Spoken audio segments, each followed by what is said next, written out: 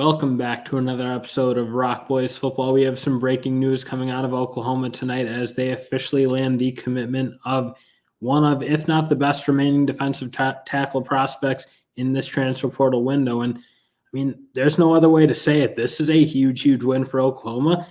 And not only is Dominic Williams a true program changer, a game changer for this upcoming season, I think we all know that. But just the fact that you need to go up against pretty much not every, but like a fair amount of the heavyweights of college football. You think of LSU, USC, Texas, possibly Oregon. A lot of teams wanted defensive tackle help. And for Oklahoma to go beat out the rest of those programs, it's a huge win for Venables. It's huge going into their first season in the SEC, where, again, you want to be really tough up front.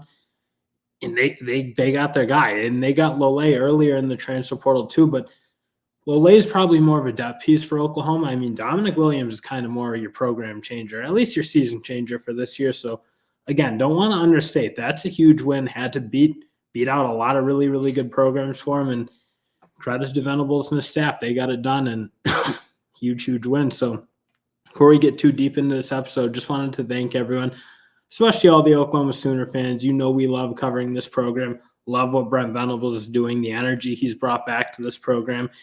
And we just can't thank you guys enough for the support because it really has been awesome. And just getting quickly into what Dominic Williams is as a player, we as Michigan fans, we go back to that TCU game in 2022 in the playoffs. He was only a true freshman, and Michigan to that point had been running the ball pretty much on everyone they wanted. Dominic Williams, you go watch that game, is a massive part of that TCU defense slowing the Michigan rushing attack down. And he was doing that consistently throughout his college career. And he's not necessarily the guy who's going to stuff the stat sheet and have a ton of sacks, have a ton of TFLs, because really what TCU asked him to do is be able to sit in that three-man defensive line front and just be a terror, do a really good job eating blocks up, keeping their linebackers clean. And you saw TCU, especially going back to 2022 when they had a little bit more of a team defense around them, those linebackers really ate. And a lot of that, I think, had to do with Dominic Williams, is only a true freshman, being able to be really stiff in the middle, really tough.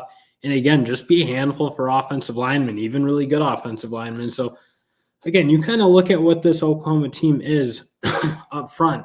You like what they have. You like some of their young guys coming up, especially. I'm thinking of Sanders, David Stone, some of those guys you got to see in the spring game. But I think right now you're looking like you wanted a couple more bodies of more of the DeJounte Terry ilk, where it's very proven, very comfortable playing against the run and being ultra physical. And you kind of add Dominic Williams.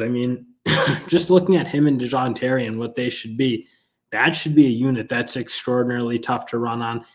And again, I don't know that those two, the pass rush is their forte. And Dominic Williams can get after it a little bit. Has always had a couple sacks each year, but that's not really what he's known for. But then you look at what Oklahoma complements them with on the edge, and you see PJ really starting to play good, and that spring game looked dominant. Our Mason Thomas has a very good spring game. Ethan Downs. So you have guys who, again, can give you maybe more of that pass rush fire. But even watching the spring game, I think a lot of us came away thinking like, well, this team could certainly use a couple more big bodies, be a little bit tougher against the run, not give up some of those creases that they were giving up, and again, allow their linebackers to play really fast and make a lot of plays behind the backfield or at the line of scrimmage. And Dominic Williams is very much the perfect fit for that. I think he gives them, again, that like physicality that you needed to have going into the SEC that I think every Oklahoma fan knew. And now they have it.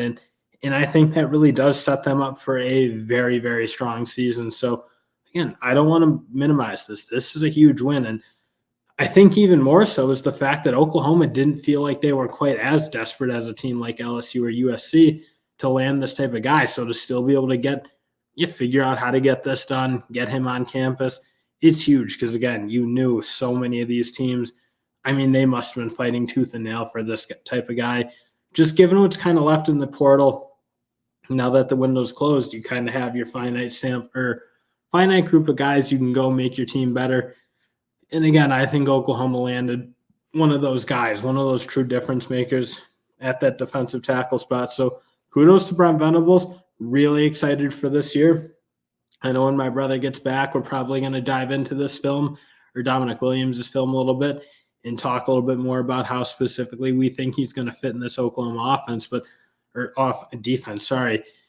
But just wanted to hop on tonight and give a little quick instant reaction because, again, this is huge news. If I'm an Oklahoma fan, I'm wildly excited about this, want to talk about it. So, again, wanted to talk about it, give you guys our thoughts, but we'll be back on breaking him down, talking about his fit in this Oklahoma defense. But that's it for now.